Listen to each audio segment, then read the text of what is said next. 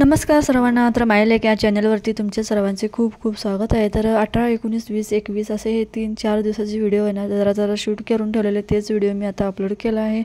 18 तारखेला शाळेला सुट्टी पडली म्हणून मी आणि भाऊ आहे ना रेल्वेने तिला आणायला गेलो. तर येता बघा किती मस्त अशी मजा करत होती. तिला बरं नव्हतं म्हणून झोपली होती ती.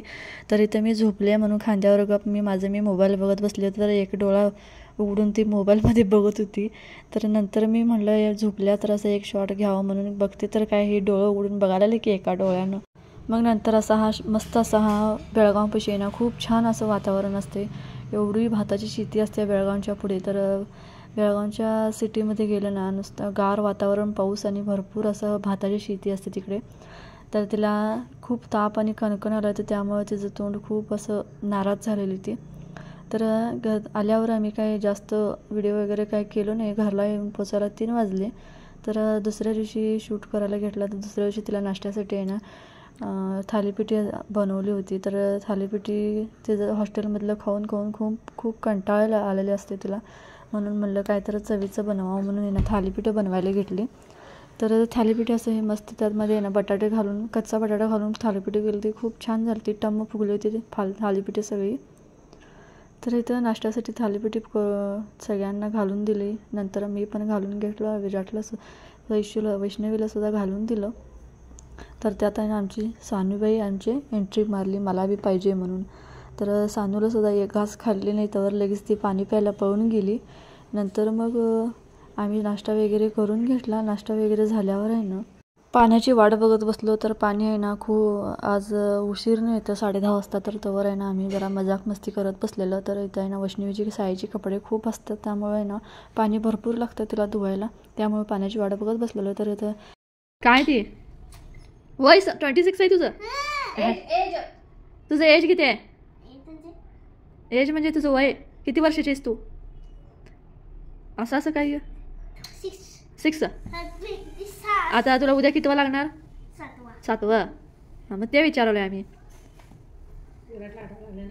होय 1.5 वर्षानं बारकी आहे का? काय नाही. नंतर चावीला पाणी आलं. पाणी आल्यावर आहे ना मस्त असं सगळं मस्त नाही पिट्टाच पडला सगळा. तर धुणं वगैरे धुवून घेतलं. तर दसऱ्याचं धुणं धुवायचं होतं. तर 2 दिवस असं मागं पुढं करून 2 दिवस धुणं धुवून टाकलं. तर पहिल्या दिवशी असं सगळं उशिरा धुवून टाकलेलं, का म्हणजे ऊन भरपूर पडलेलं, त्यामुळे उन्हामध्ये सगळं वाहतंय म्हणून.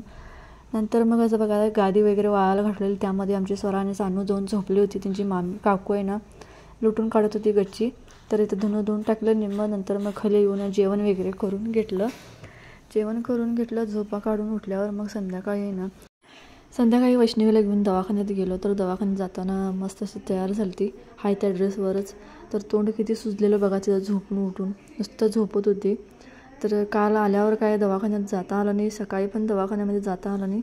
तर शनिवारी संध्याकाळी तिला हॉस्पिटलला घेऊन जाऊन इंजेक्शन वगैरे करून गोळ्या औषध वगैरे घेऊन आलो. तर घेऊन आल्यावर संध्याकाळी जेवण वगैरे झाल्यावर बहीण भावाचं मजाक मस्ती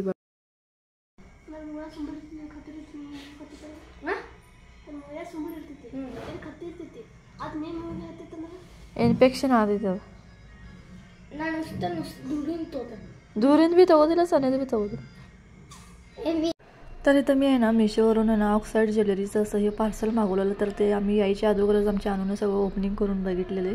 ज्वेलरी खूप छान आली. तर मला तर खूप आवडली. तर मला आहे ना ह्या कॉटनच्या साडीवर मॅचिंग पाहिजे होते म्हणून मी मागवले. त्यासोबत ही नथ आहे ना खूप छान आलेली ही, आणि इयरिंगसुद्धा खूप छान दिसत होती. मला तर खूप आवडली. तर अशा प्रकारे हे मिशोचं पार्सल आलेलं. तर दुसऱ्या दिवशी आहे ना आज आहे ना आमच्या स्वराचा वाढदिवस आहे. 21 सप्टेंबरला. आणि तिचा अवतार बघा कसा, एवढं सगळं ड्रेस असून सुद्धा ती असला ड्रेस घालून बसली आजच्या दिवशी. तिला काय सांगायचं सांगा बरं. मग ड्रेस आणून काय उपयोग आहे का त्या ड्रेसांचा? Wish you happy birthday. Thank you. हां थँक्यू. ही बघा हिचं काय वाढतच नाही. थँक्यू म्हणू, थँक्यू. तर रविवारी ना दुपारनं असं हे धुणं धुवायला घेतलेलं. तर रग वगैरे निम अजून राहिलं होतं धुणं. तर विराट आहे ना धुवून घेतोय म्हणून आहे ना धुणं तुडवून देतोय म्हणून आहे ना ते ठेवलं होतं मी ना. तर मला विराटची खूप मदत झाली हे धुणं धुण्यासाठी. तर निम्म धुणं त्यानं सगळं तुडवून दिल्यानंतर खळबळून पाण्यामध्ये असं वाळून घातलं. नंतर मग आहे ना धुणं वगैरे झाल्यावर तिथं आंघोळ करून घेतला. तो आंघोळ वगैरे झाली. नंतर दुपारी स्वराचं बड्डेचं प्लॅनिंग केलं आम्ही. तर स्वराचं बड्डेला असं हे सरप्राईज दिलं आम्ही तिला.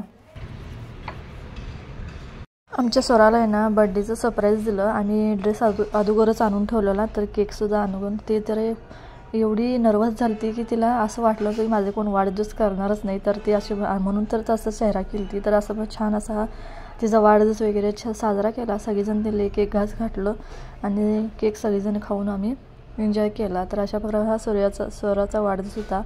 तर व्हिडिओ आवडला तर लाईक आणि सबस्क्राईब करा चॅनलला. चला तर मग येऊया एक नवीन व्हिडिओसोबत. व्हिडिओ पाहिल्याबद्दल धन्यवाद.